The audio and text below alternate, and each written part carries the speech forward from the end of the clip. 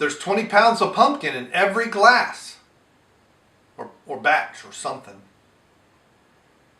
And protein.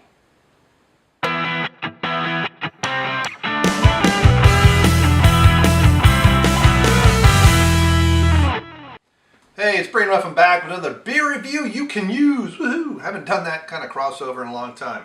As part of the fall harvest collection, we have from Sam Adams, we have 20 pounds of pumpkin, and I'm going to be getting some other stuff there too. Not from Sam Adams, from other local brewers. Hopefully soon, be great.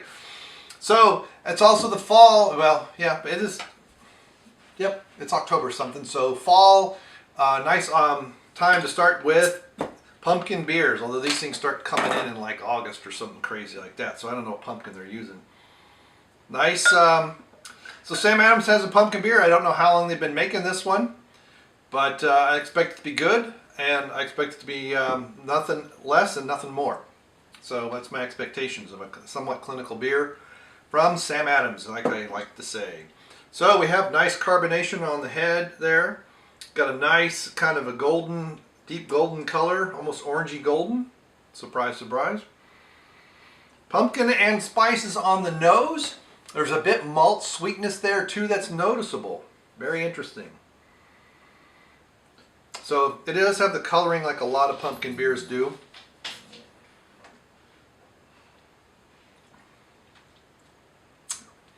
Now that's very interesting because the pumpkin is noticeable late. It's very subtle until then. The spices are kind of just there, except on the exhale. It's almost like the stuff doesn't show up until you exhale the gases out of your stomach. Very odd. You know, one of my favorite beers is Old Fezziwig, and this actually reminds me a little bit of that beer. Just kind of with a little bit of pumpkin in it. A little bit toned down. You take Old Fezziwig and tone its spices down and put some pumpkin in. This is very similar in concept. Similar color too.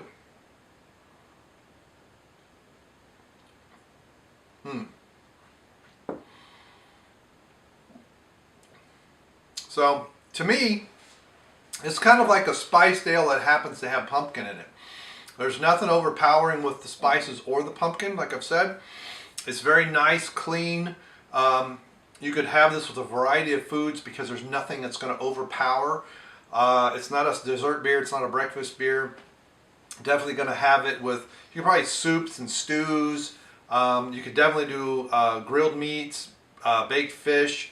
You could do vegetarian stuff with olive oil and sea salt. You know, probably asparagus and green beans and peppers, all kind of mixed in like almost like a salad, tossed with some olive oil, maybe a little bit of vinegar, and sea salt crushed over it, crushed pepper.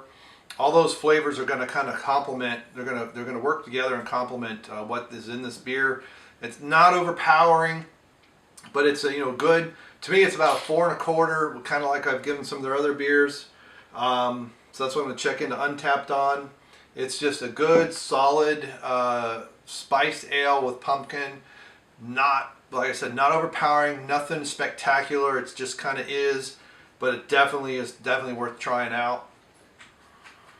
It's a pretty good, almost there pumpkin ale, which is what most of their beers are. They're just shy of being spectacular. So there you go, 4 1/4 for Sam Adams. 20 pounds of pumpkin. I don't know what the 20 pounds means. I don't know if that means, I mean, I made a joke about 20 pounds per batch. I don't really know if that's true. There's nothing on the label. And they used to have stories on this little label up here. And I don't know why they don't do it anymore. I don't know if it's because they got this in a variety pack and they label them differently than when they're on the shelf. Or it's because no one can read it anymore because their fans are too old. The Sam Adams is kind of a craft brewery that really doesn't grow much anymore. In many ways, because they don't do anything spectacular. They were definitely, Jim definitely was on the bleeding edge of craft beer for many years, and his beers are all good, but they're not great, and that's part of the problem. They don't distinguish, they're just a noise in the crowd. They've got a variety, and they make good beers. I've met several of their brewers, they're spectacular, they make some really good sours, but it's like, come on, turn these guys loose every once in a blue moon. That would be helpful. So, and they tend to turn out a lot of beers that various flavors, and they try and they go away. But you know, they're bigger than most craft brewers, and some people say, are they really craft or not? They're definitely independently owned, which is good to see. Because if they like sell it to InBev or something like that, I'd probably never buy a Sam Adams again. I'd be too pissed off. So I don't know. But have you had the 20 pounds of pumpkin? Do you know more about the story? Let me know in the comments below. Thank you so much for clicking subscribe.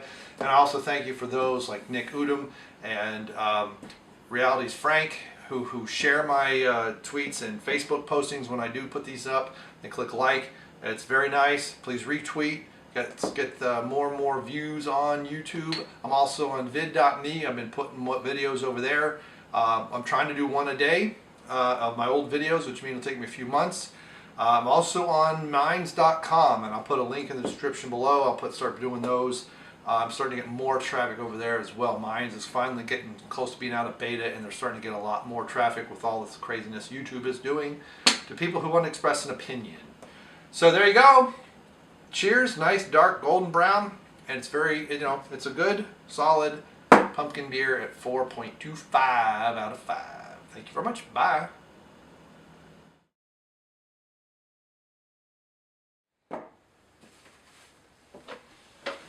This shirt's strange. Like I'm wearing somebody else's shirt. Did I really record all that crap?